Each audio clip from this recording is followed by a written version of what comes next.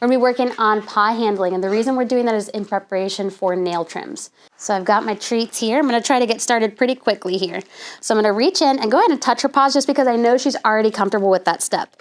Notice that as long as this scary thing is happening, I am feeding her, all right? So watch again, and my left hand's gonna leave first, and that causes the food to disappear. So watch one more time. Left hand's coming in, then the cheese. Look at her tail. So we're looking for her conditioned emotional response to tell us that she's happily anticipating.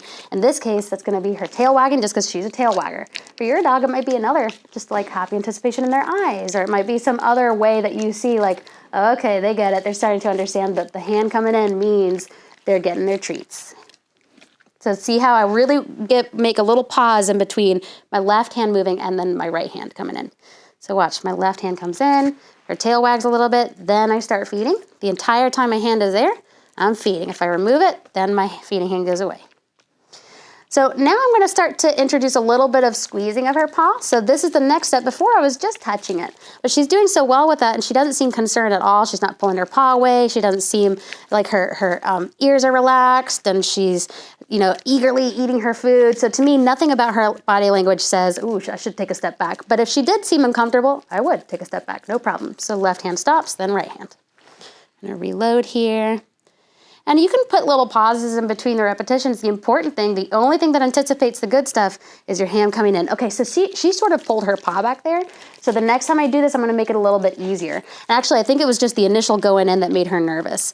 So an important thing to know here is if she pulls her paw away, she still gets the food. Remember that this is classical conditioning. We're creating an emotional response. We don't care what she does. All we're trying to teach her is that this is good. It's exciting, it's fun, it means good things. This goes away.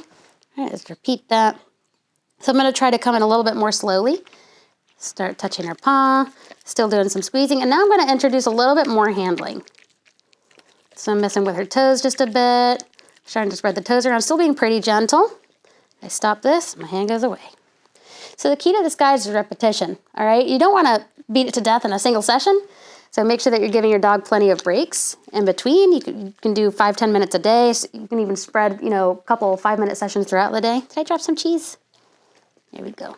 So now I'm really starting to put my fingers in between her paws. I want her to be comfortable with all of this, all right? I don't want this to be uncomfortable or scary for her. All right, then I stop doing this and my hand goes away. So I'm gonna go straight for the toes this time.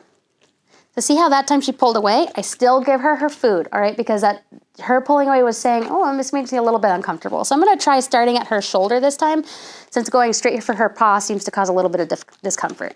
What I'm working on right now is the toes. So notice how I didn't start feeding until I got to the toes, all right? Because I don't want the feeding to be a distraction so I can make the exercise harder. Remember that the level of the exercise that I'm doing is the one that I wanna feed. So I didn't feed her when I went for her shoulder. I fed her when I started touching her toes.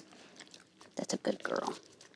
The other thing I could have done is, since she seems to be a little bit uncomfortable with me reaching straight for her paw, I could just work on the reaching part. So there's nothing wrong with doing that as well. For now, I'm gonna see if it makes it easier for her if I start at her shoulder.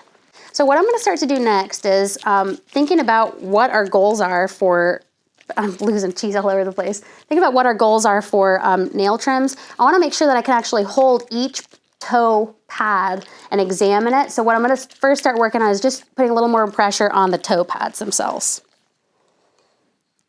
All right, so I'm coming in through her shoulder and I'm gonna start touching each toe pad and trying to actually hold it pretty firmly, obviously not causing any pain, but what's gonna happen is when I'm working on her toes, clipping or trimming, I need to be able to hold each nail still. So I wanna make sure that she's comfortable with that level of pressure. In here, I'm actually gonna do on the, I started touching the dew claw a little bit and she seemed to pull back, so I'm actually gonna be really gentle with that one right now because I haven't really worked on the dew claw too much.